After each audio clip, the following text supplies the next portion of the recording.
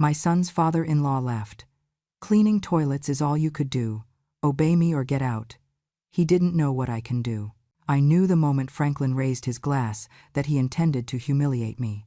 He always picked his moments carefully, choosing the exact second when everyone was looking but no one would dare interrupt him. "Henna," he boomed across the long dining table. "A woman like you should feel lucky anyone lets you stay under this roof. All you ever did in life was scrub toilets." His laughter shook the silverware. "In my house, you obey or you get out." Celia smirked beside him, tapping her fork against her plate, with the impatience of someone forced to breathe the same air as a person she considered beneath her. "He's right," she added. "No one needs a useless old woman clinging to a family she drags down." I glanced at my son, Josh, but he avoided my eyes the way he always did when his wife or father-in-law spoke cruelly. Silence from a child hurts more than any insult. I felt that silence like a hand tightening around my ribs. Franklin noticed and leaned back in his chair with a satisfied grin, as if he had just won another unseen battle. "Look at him," he said loudly. "Even Josh is embarrassed by you." My hands trembled, but I hid them under the tablecloth. I had learned long ago that showing fear only fueled Franklin's appetite for domination. Yet the pain echoed through me, deep and familiar, shaped by years of misunderstanding that had never been mine to correct. If you feel justice deserves celebration, smash that hype button. Let us keep stories like this alive, echoing far, far away. Your support helps us bring understanding and love to those who deserve it. Thank you so much. Keep listening. The truth is that Franklin's hatred did not begin with my age or my presence in his house. It began years ago, long before he ever sat at the head of this table acting like a king. When my husband, Thomas, was still alive, he suffered a mild stroke he tried desperately to hide from me. He feared becoming a burden. He feared making me worry. He feared slowing down the life we had built together. Instead of coming to me, he confided in Franklin, his old classmate. He trusted him. I wish he never had. Franklin twisted the story and carried it straight to Josh. "Your mother neglected your father," he told him. "She let him die because she was too busy worrying about herself." I did not know he had said such a thing until it was too late to repair the damage.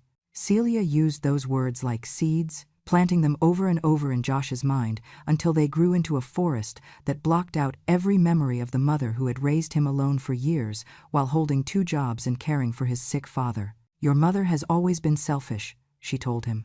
"People like her ruin their families and pretend to be victims." Franklin and Celia had sculpted a version of me that suited them, a woman careless, incompetent, and undeserving of respect. And Josh, blinded by grief and manipulation, believed them because it was easier than believing his wife and father-in-law were lying. But Franklin had his own reasons for tearing me down. Long before Thomas died, Franklin had begged him for money to cover a failed investment. Thomas, generous to a fault, helped him, but he kept a record of every transaction. In his earlier will, the one Franklin never expected anyone to see, Thomas wrote one short, chilling line: "Henna knows what you did." That sentence was enough to terrify Franklin. He spent years pretending to despise me for moral reasons, when in truth he feared exposure. He feared losing the reputation he guarded more fiercely than he guarded his own family. And now, with me living under his roof, he feared I might uncover more. That fear fermented into hatred. Hatred became cruelty. Cruelty became the sport he played at every family meal.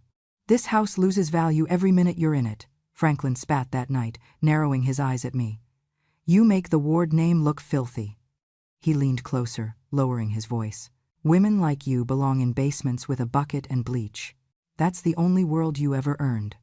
Celia laughed softly, not because she found it funny, but because cruelty was her language, and Franklin had spoken it fluently. The rest of the table sat frozen. No one challenged him. No one even shifted in their seats. The shame he threw at me scattered across the room like sparks, but no one dared stomp them out. And Josh, my only child, stared into his plate, his jaw tight, refusing to look my way. I whispered his name, but he swallowed hard and shook his head, silent again. In that moment I understood something painful but undeniable. Whatever version of me they had built inside his mind was stronger than the mother he once knew.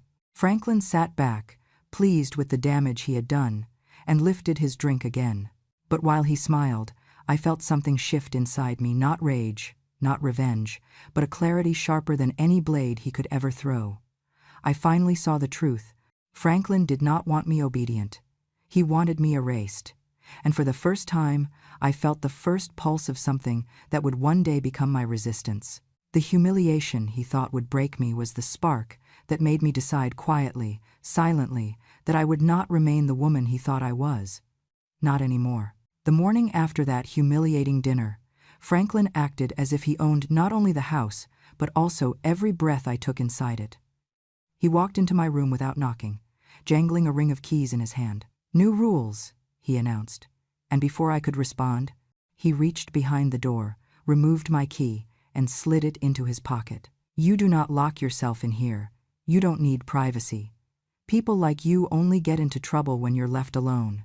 His tone made it clear this was not about safety. It was about ownership.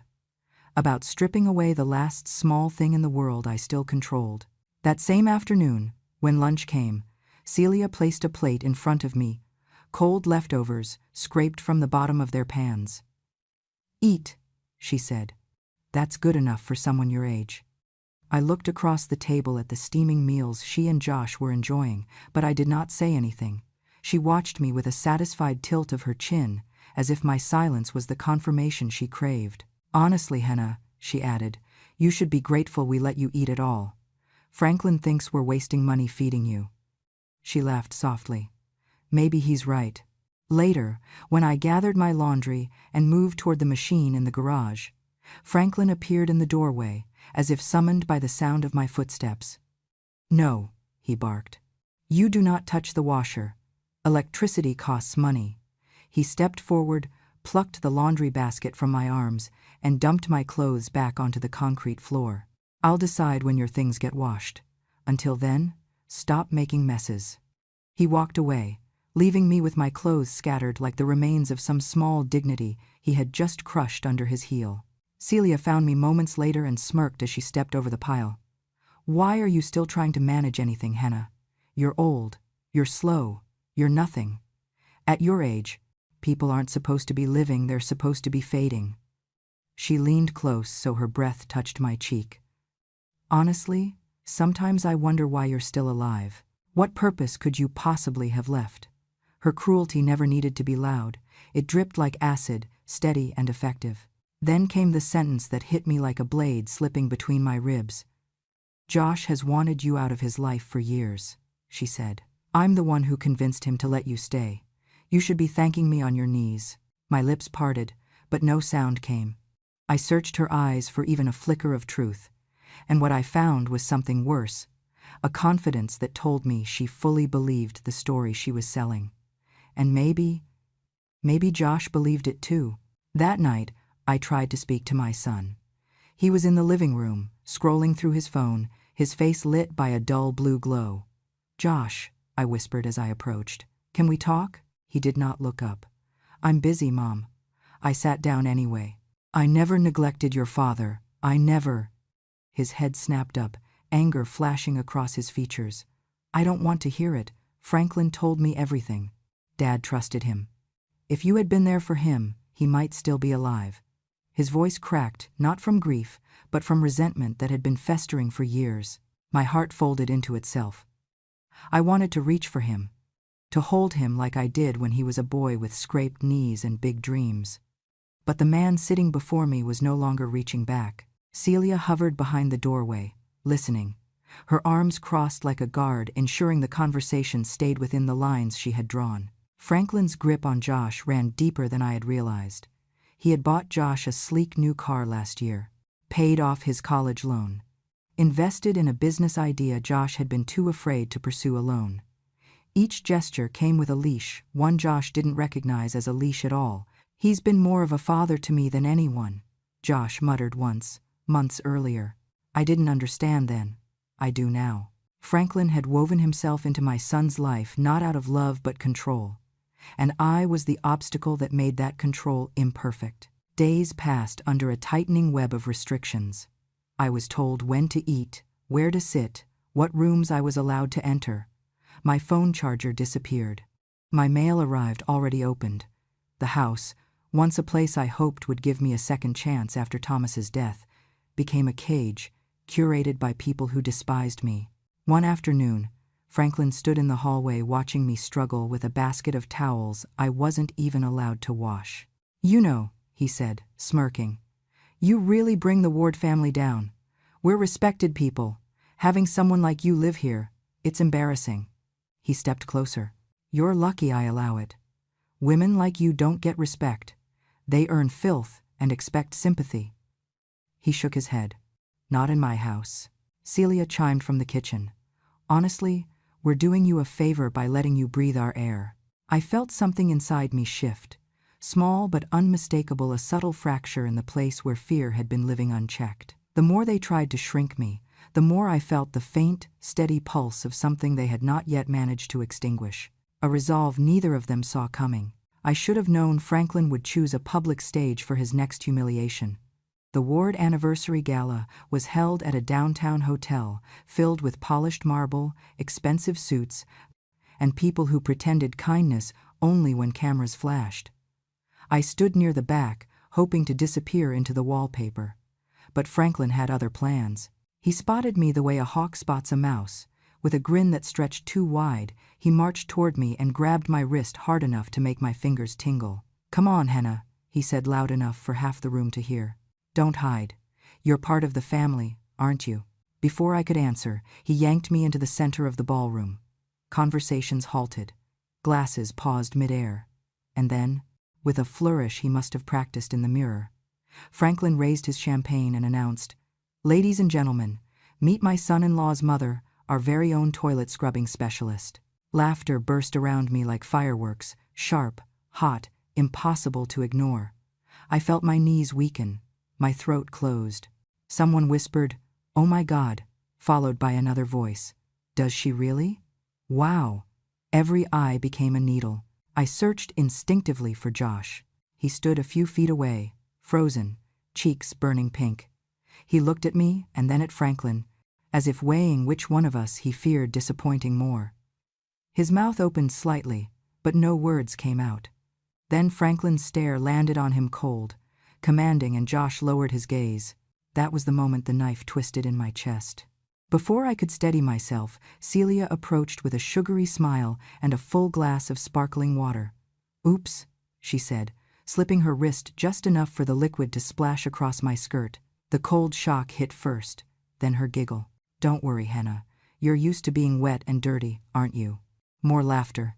My face burned so hot I felt faint. The room tilted. Celia took a step back, admiring her work like an artist pleased with her brushstrokes. Then, Franklin leaned in front of everyone and tapped my cheek with his fingers, light, but just enough to sting. "Know your place," he whispered. "People like you don't get to stand tall in a room like this." A hush fell. Even the cruel ones knew a line had been crossed. My breath shook as I stepped back, shaking, feeling the walls close in around me. They had shamed me privately for months. But this public display of domination, it pierced deeper than any insult whispered at home.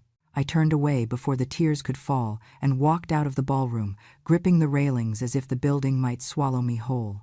Outside, the cool night air hit my face like a blessing. I leaned against the brick wall, trying to catch the breath they had stolen from me. I must have stood there for only seconds when a voice beside me said, "Mrs. Henna Ward?" I flinched and turned. A tall man in a dark suit stood under the glow of a street lamp, holding a leather briefcase. His hair was salt and pepper, neatly combed, and his eyes, sharp but kind, studied me with a familiarity I did not understand. "I'm sorry to startle you," he said, offering a respectful distance. "My name is Alden Price." The name meant nothing to me, but he spoke it as if it should. "I recognized you from an old photograph," he continued. "You were standing beside your husband, Thomas, on the day he signed the co-ownership agreement." My heart stopped. "Agreement?" I echoed. "Yes. He opened his briefcase and pulled out a folder wrapped in protective plastic. Thomas Ward and my firm handled the transfer of ownership for the Redwood Bluff parcel. Your signature is on the file. Franklin was the one who handled all estate documents after Thomas passed, which made it easy for him to hide anything he did not want me to see. You are listed as co-owner. He paused, watching my reaction. Which means Franklin Hart has no legal right to use it as collateral for his current business loans. The words hit me like a sudden gust of wind. I blinked hard, trying to understand. Alden continued gently, Mrs. Ward, that land is worth a substantial amount, 7 figures, depending on market conditions. Banks approved his loans under the assumption that he controlled the property. He closed the folder, but he doesn't, not without your consent. A slow realization unfolded inside me, trembling like a newborn flame. Franklin? Used my husband's land? Alden nodded. Yes, and illegally, at that. If you withhold consent, or worse, if you choose to revoke his authorization, his loans become immediately vulnerable. His company could face foreclosure. I brought a hand to my mouth. I had no idea, I whispered. I suspected as much, Alden said softly. Thomas trusted you. That's why he added your name, not Franklin's. He must have known what kind of man Franklin really was. Something inside me cracked, not from pain this time, but from awakening. A warmth spread through my ribs, something fierce, something upright, something I thought I had lost. Alden's voice dipped lower. Mrs. Ward, if these people are mistreating you, this may be your way out, your way to reclaim what's yours. Reclaim. Such a small word, such an enormous possibility. Franklin had dragged me into a room full of strangers just to humiliate me. Celia had drenched my dress and laughed. Josh had stood silently while his mother was torn apart. But now, I held the one thing they did not know I had. Power. I'll help you, Alden added, if you want to take back control. The street lamp flickered overhead. My pulse steadied. My spine straightened. For months they had pushed me down. Now it was my turn to rise. Mr. Price, I said, lifting my chin. Tell me everything. I followed Alden into his office 2 days later, my hands cold, despite the heater humming softly in the corner. Something inside me had shifted since the gala, not enough to call strength, but enough to keep my spine straight as we sat across from each other at a long wooden table. He placed a sealed envelope in front of me, aged at the corners, the handwriting unmistakably familiar. Henna, he said quietly, this is your husband's final will, the real one. My breath hitched. Final? Franklin told Josh. There was only the old version. Alden shook his head and slid the envelope toward me. Franklin intercepted the updated document the week Thomas passed. He told the probate office that your husband died before signing anything new. But this, he tapped the seal, is notarized, fully valid. My hands trembled as I opened it. Thomas's handwriting appeared, steady but softened by illness. The words blurred for a moment before clearing. To my wife, Henna Ward, I leave full ownership of our home, our land, and all assets held jointly or in trust. She has stood by me through everything. She alone knows the truth of my life. I felt something warm rise in my chest, relief, sorrow, vindication, all bound into one aching breath. But then my eyes caught a handwritten note at the bottom. Not formal, not part of the legal language. Just his final plea. Henna, if anything happens to me, be wary of Franklin Hart. He owes our family more than he ever repaid. I fear he may use my illness for his gain. My fingers gripped the paper as if it might disappear. The room felt smaller. He knew, I whispered. Thomas knew all along. Alden nodded. Your husband suspected that Franklin was using him. He told me once that Franklin had borrowed a large sum after a failed investment money Thomas never told you about because he didn't want to burden you. Franklin promised to repay him in time, but instead of gratitude, he fed resentment, especially to Josh. I closed my eyes, pain spreading through me like ink. Josh truly believes I abandoned his father. He believes what Franklin repeated to him for years, Alden said gently, and what Celia reinforced. Lies become truth in a house where no one defends the accused. I thought of my son's face, at the gala, humiliated, confused, obedient. I had lost him long before I realized I was losing my home. Alden opened another file and handed me a stack of letters, faded, typed, signed with Thomas's careful signature. "Your husband wanted you to have these," he said. "They were written during his treatment. He asked the clinic to hold them, but after his death, Franklin collected the mail before anyone else." My throat tightened as I unfolded the first letter. "My love, I am keeping the severity of my illness from you. You work too hard already, and I cannot bear to add fear to your days. I know you would drop everything to care for me, and that is precisely why I must lie a little longer." Another letter.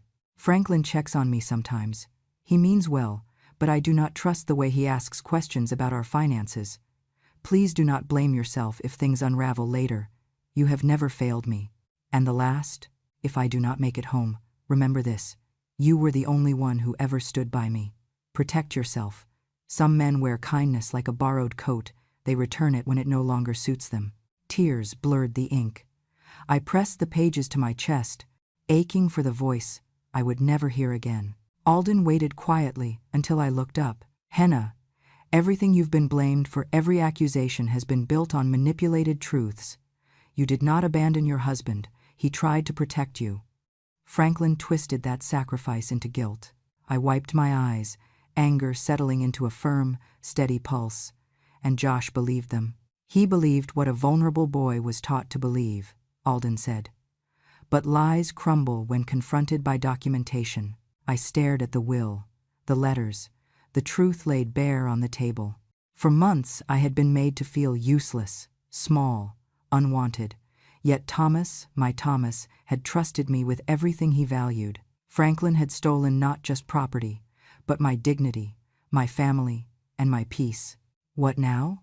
I asked, voice low but calm. Alden leaned forward. "Now," he said, "we act.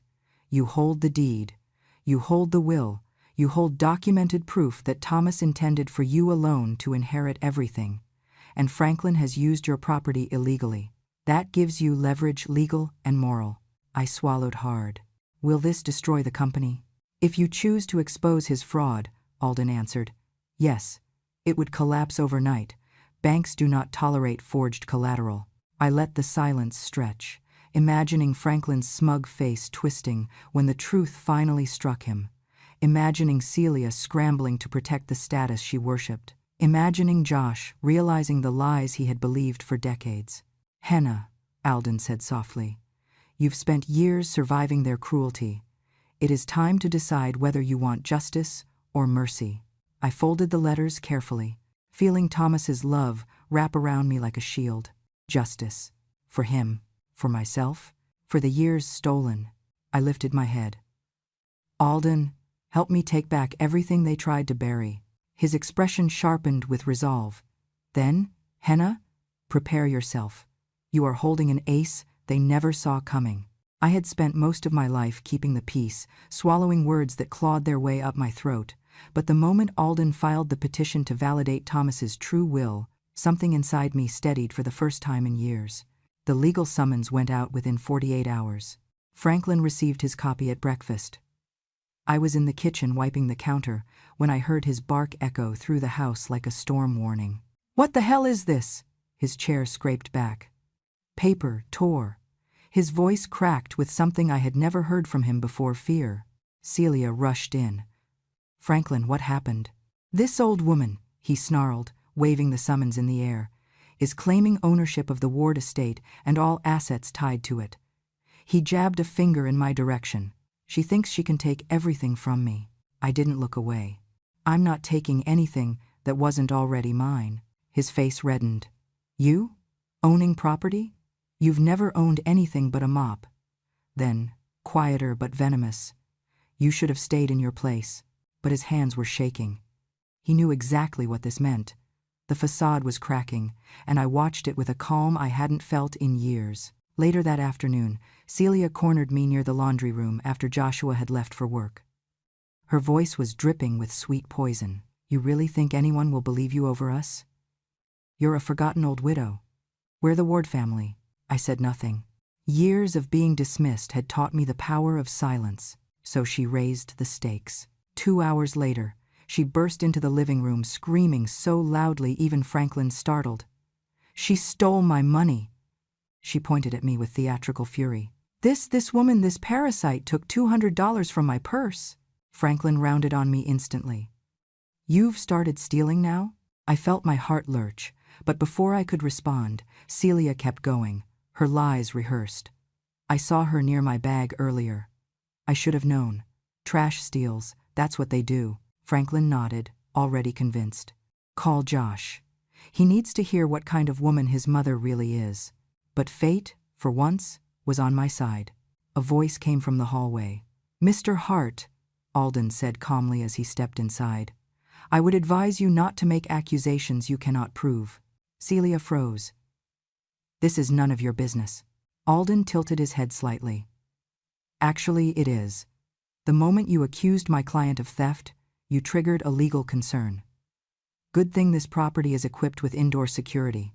Franklin blinked. "Security? What security?" "I installed additional cameras when the estate litigation began," Alden replied, handing him a tablet. "Let's take a look at the footage from the last 30 minutes. Celia's breath faltered. "You can't!" But it was too late. The screen lit up, and there she was, Celia standing alone in the living room, dramatically slipping $200 into her own jacket pocket, then gasping and grabbing her purse as if she had discovered a crime. Alden spoke calmly. "Camera footage clearly shows Mrs. Celia Hart fabricating the theft." The silence that followed was absolute. Franklin's face contorted with humiliation, rage, and something far uglier. Panic. He had counted on lies to hold this household together. Now they were unraveling like cheap thread. "Celia," he whispered harshly, "what have you done?"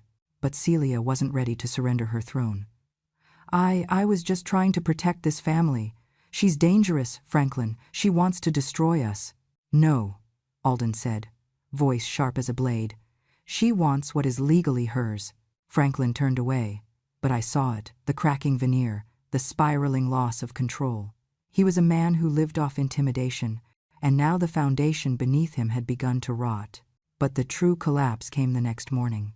A banker in a crisp gray suit arrived unannounced. Franklin tried to greet him with his usual arrogance, but the man brushed past him, straight to me. "Mrs. Henna Ward?" he asked. "Yes?" He handed me a folder. "We need your authorization to continue using your land as collateral for Mr. Hart's corporate loans. Without it, the bank will have to begin foreclosure proceedings on the Hart business holdings." Franklin's voice cracked like glass. "Foreclosure? Over what?" the banker answered without sympathy. "Over the illegal use of property he does not own. You pledged land that legally belongs to Mrs. Ward. Our team reviewed the petition submitted yesterday. We now understand the collateral was fraudulent." The blood drained from Franklin's face. "Fraud? I didn't. She's lying." Alden stepped forward. "The notarized will proves ownership. The deed traces back to Thomas Ward and his explicit transfer to his wife. You filed a property pledge under false representation. That is bank fraud, a federal offense." Franklin's hands shook violently. "You cannot do this to me." I finally spoke, my voice quiet but steady. "Franklin, you did this to yourself." He staggered back, swallowing air as if the room had shrunk around him. Celia grabbed his arm, but he shook her off, trembling like a man watching his empire slide off a cliff. The banker snapped his briefcase shut. "You have 10 business days to resolve the collateral issue or repay the loan in full. Otherwise, the bank will pursue legal action." Franklin slumped into the nearest chair. 10 days. 10 days before the man who humiliated me, stole from me, manipulated my son, and twisted my husband's dying trust would watch everything he built collapse.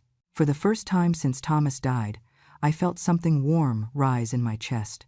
Not vengeance, not triumph. Justice, and it had only just begun. I should have known Franklin would not accept defeat quietly. Men like him do not crumble when confronted with truth. They thrash, clawing for whatever power they can still reach. So that night, long after the banker left and the house sank into a tense, suffocating silence, he stormed into the living room where I sat folding Mason's forgotten sweater. His face was twisted with a fury that no longer hid behind smugness. "Get up," he barked. "You are leaving this house tonight." I blinked slowly, unsure I heard him correctly. "Tonight?" He stepped closer, his breath sour with rage. "Before sunrise. I will not have you staying one more hour under my roof. You think you can ruin me? Destroy my business? Make me look like a fool? No. I decide who stays here. You are done." His voice grew louder, sharper, the sound of a man whose world was slipping faster than he could grasp. He grabbed my arm, fingers digging into my skin. "Pack your things, or I will put them on the street myself." I felt the old instinct to freeze, to shrink, to make myself small enough to escape his wrath. But something in me had changed. Even so, my voice trembled when I said, "This house is not yours to command." That only enraged him further. "Everything here is mine. You have nothing. You are nothing." A woman who spent her life cleaning toilets should know better than to challenge me. Before I could answer, footsteps thundered down the stairs. Josh appeared, face flushed with anger. My heart leapt with the hope, foolish hope, that he had finally seen who Franklin truly was. But he only pointed at me with shaking hands. "Mom, you need to stop all this. You have caused enough trouble." His voice cracked, but the words were sharp. "I am begging you. Just leave. Dad said you are tearing the family apart. Franklin is right. You should go." My body felt hollow.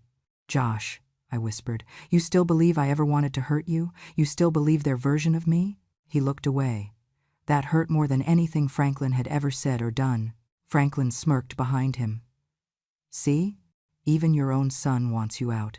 Josh flinched at the cruelty in the tone, but he stayed silent. Franklin stepped between us, towering like a judge preparing to pass a sentence. "You leave in the next 10 minutes, or I will drag you out myself. I do not care how old you are. Respect is earned, and you have earned nothing." My throat tightened. I felt the sting of tears, but I refused to let them fall in front of him. He leaned in closer, voice dropping to a cold whisper. "The ward name is clean. You are the dirt stuck to the bottom of it." For a moment I felt myself slipping, the old weakness threatening to return. But then very softly my phone vibrated in my pocket. The shortest sound, a single chirp, but it snapped something inside me back into place. Franklin reached for my suitcase. "Out, now." He yanked it off the ground and slammed it against the doorframe so hard the handle snapped. Josh flinched again. "Franklin, maybe we should let her leave in the morning. It is late." Franklin turned on him with a snarl.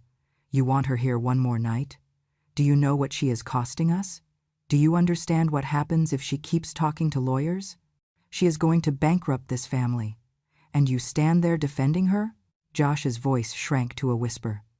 "I am not defending her. This feels wrong." "Wrong?" Franklin spat. "What is wrong is that she is still breathing our air. Get out of the way." He shoved him aside. Josh stumbled. He did not look at me. I felt my heart break twice in the same breath. Franklin opened the front door, wind rushing in like a cold slap. "Move. Now." I stood frozen. My legs would not respond. I was not afraid of the darkness outside. I was afraid of leaving without the truth ever reaching my son's ears. But Franklin lunged toward me, grabbing my wrist again. And then, bright lights cut across the house. 3 silhouettes appeared on the porch. A loud knock, firm and authoritative, shook the doorway. "Franklin Hart?" A voice called out. "Police department. We need to speak with you." Franklin froze mid-step. Josh's eyes widened. "Police?" Another knock. "Open the door, now." Franklin's grip loosened. He straightened his jacket, trying to regain dignity, but his voice trembled. "This is ridiculous. I did nothing wrong. I knew exactly what had happened. Alden had sent the evidence. All of it." Franklin opened the door halfway, forcing a smile that was more grimace than charm. "Officers, this must be a misunderstanding." The lead officer held up a folder. "We received multiple documents, including forged signatures on loan applications, unauthorized use of property as collateral, and attempted coercion of Mrs. Henna Ward. We have questions that require your immediate cooperation." Franklin sputtered. "She is lying. That woman is sabotaging me." The officer looked at me, then back at him. "We also have audio recordings submitted by attorney Alden Price. They indicate you threatened her safety and attempted to remove her from the premises illegally. Josh stared at Franklin, horror slowly dawning on him. The officer stepped inside. Mr. Hart, step away from Mrs. Ward. Franklin's voice cracked. I am not letting her ruin my life. The officer raised a hand. Sir, step back. Celia appeared at the staircase, pale as chalk. What is happening? Another officer spoke calmly. We are opening a formal investigation. You are required to come with us for questioning. Josh stepped forward, shaking. Franklin, is this true? Franklin pointed at me with shaking hands. She orchestrated this. She is the reason everything is falling apart. But the officers had heard enough. Mr. Hart, the lead officer said, place your hands where we can see them. Franklin's face twisted into something feral, but he complied. And I, standing there with my half-packed suitcase, felt something I had not felt in years. Not vindictive, not triumphant, safe. For the first time, I was not the one being removed from the home. He was. I never imagined myself sitting in a courtroom at my age, hands folded tightly in my lap, waiting for strangers in crisp suits to decide the fate of the man who had tormented me for years. Yet there I was, watching Franklin across the aisle as he shifted in his chair, sweat collecting at his temples despite the cold air. The judge entered. Everyone rose. My heart thudded in my chest like a drum calling old ghosts to the surface. The prosecutor began by presenting the financial crimes, forged signatures, illegal collateralization of my land, attempts to seize property not belonging to him. Franklin tried to look bored, but the twitch in his jaw betrayed him. Then came the moment that changed everything. Your Honor, the prosecutor said, we will now present evidence left behind by the late Thomas Ward. A hush rippled across the courtroom. I felt my breath hitch. A screen lit up. There he was. Thomas. Older, thinner, but unmistakably him. He sat in a hospital bed, tubes taped to his arms, but his eyes, gentle and clear, looked straight into the camera. If you're watching this, he began softly, it means I could not protect my wife, myself. My throat closed. I have learned things I can no longer keep quiet. Franklin Hart is not the friend I believed him to be. Across the aisle, Franklin jolted upright. Thomas continued, voice steady, despite his weakened body. Years ago, he borrowed money from me to cover a failed investment. I helped him because I trusted him. But when he lost it all, he blamed Henna to avoid admitting his mistakes. He feared she would reveal the truth. That fear turned into hatred. A murmur rose. A gavel struck. Thomas's voice filled the room again. If anything happens to me or to my wife, please investigate Franklin Hart first. He has more to gain from my silence than anyone.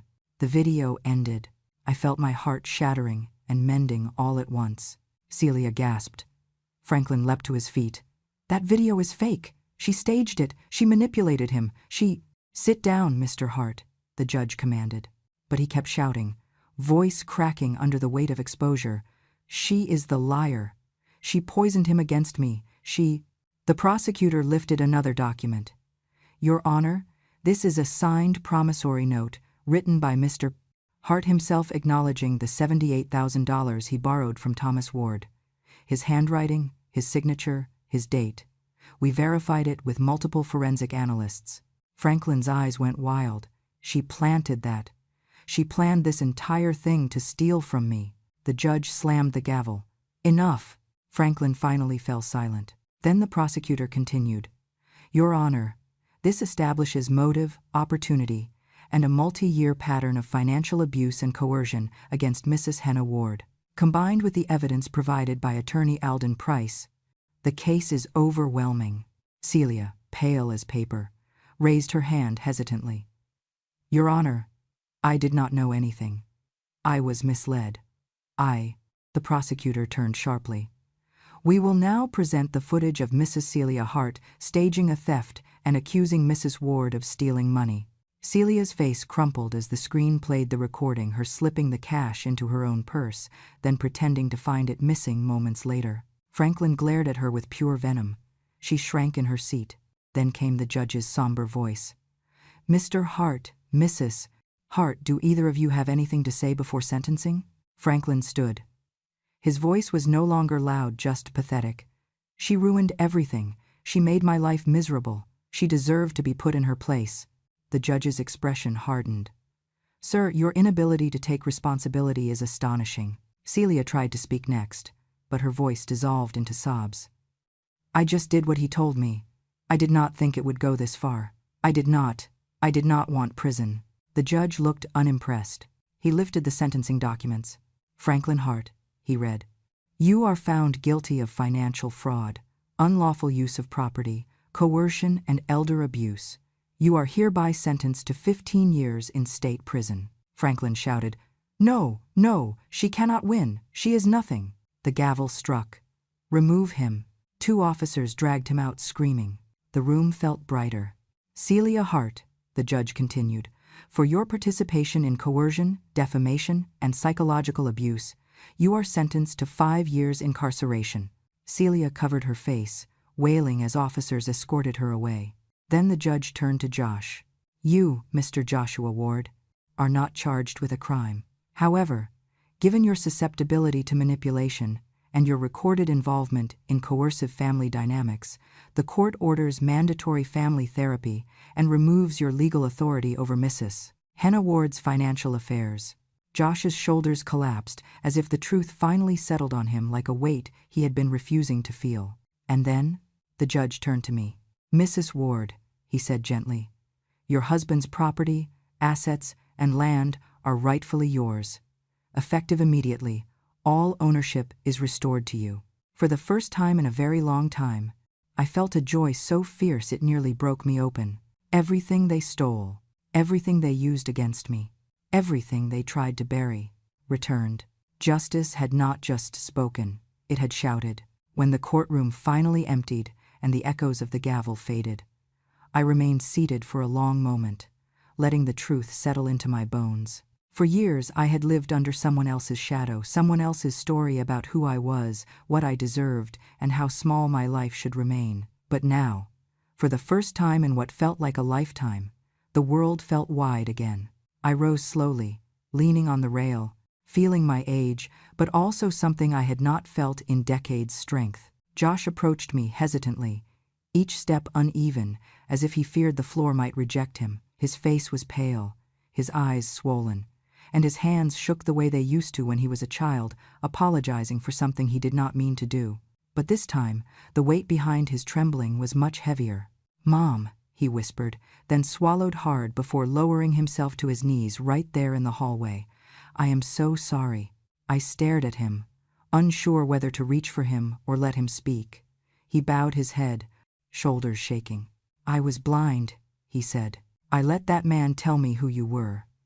I let him twist every memory I had of you. I believed lies because it was easier than facing how much I didn't understand about Dad's death or how guilty I felt for not being able to help him.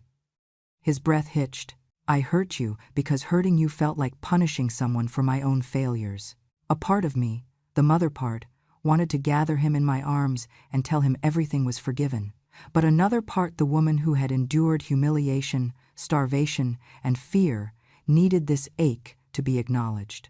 I placed a gentle hand on his shoulder. Josh, I said quietly, I never needed perfection from you. I only ever needed you to look at me and see the mother who raised you, not the monster someone else told you I was. He lifted his head, tears streaming down his face. Can you ever forgive me? I want to make things right. I want to be your son again. It hurt, but I nodded. You never stopped being my son. You just forgot. His sob cracked the air. And when he wrapped his arms around me, it wasn't the desperate grip of a boy seeking absolution. It was the fragile embrace of a man beginning again. Not long after, I moved back into my own house, my name on the deed, my future finally unchained. The front steps creaked under my weight. The door hinges groaned, and the old porch light flickered like a tired eye trying to stay awake. But to me, it felt like the safest place in the world. Alden Price arrived 2 days later, toolbox in one hand and legal folders under the other arm. He gave me a polite nod as he stepped onto my porch. Thought I'd help you get settled, he said, rolling up his sleeves. This place deserves to feel like home again. Together, we replaced the rotting railing, tightened the window frames, and sorted through decades of paperwork, much of which Franklin had tried to bury, both literally and legally. Alden explained each document with calm precision, ensuring I understood every protection now in place. Restored property rights, frozen accounts tied to fraud, injunctions preventing anyone from approaching without authorization. "You're secure now," he said finally, resting his hand lightly on the table. "No one will ever be able to take your home or your story from you again." I looked around the room. The air felt different now, lighter, mine again. In the evenings, Josh visited, always with groceries or flowers or an apology he hadn't yet put into words. He repaired fences, scrubbed the old brick walkway, and fixed the garden light that had never worked properly. But more importantly, he listened, truly listened, to the things he had spent years refusing to hear. One night, as the sun dipped low and painted the walls with gold, he sat across from me and said, "Mom, you didn't just survive them. You beat them." His voice carried something new, pride. For the first time, I believed him. Later, when the house was quiet and the world outside softened into dusk, I walked to the small wooden drawer where I kept Thomas's watch, the last gift he ever gave me. I held it in my hands, feeling its familiar weight, and whispered, "They tried to erase me, love, but I'm still here." I lit a candle beside his picture and stood straighter than I had in years. People once told me I was nothing more than a woman who scrubbed toilets, that I should obey or disappear, that my life was worth less than the floor I cleaned. But now I knew the truth. I survived humiliation. I survived fear. I survived the people who tried to break me. And I rebuilt my life piece by piece, not because someone allowed me to, but because I refused to stay on my knees. I turned toward the open window where the evening breeze drifted in, and with a steady voice, I said the final words that had been waiting inside me all along. They once said all I could do was clean toilets. But the truth is, they never knew I could stand back up, and I did. I am standing still. My dears, if you stayed with me through every bruise, every betrayal, and every step toward justice, then thank you. Stories like mine are not just memories. They are warnings, lessons, and little lanterns we pass to one another so no one has to walk in the dark alone.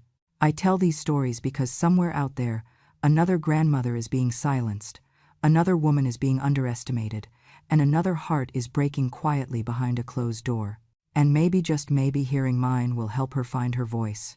If this story moved you, if you believe that truth deserves a place to stand tall, then please subscribe to Grandemma True Stories. Your support keeps these stories alive, keeps them traveling across the world, and reminds every forgotten woman that someone is listening. Until the next story, my loves, Grandma is holding your hand from here.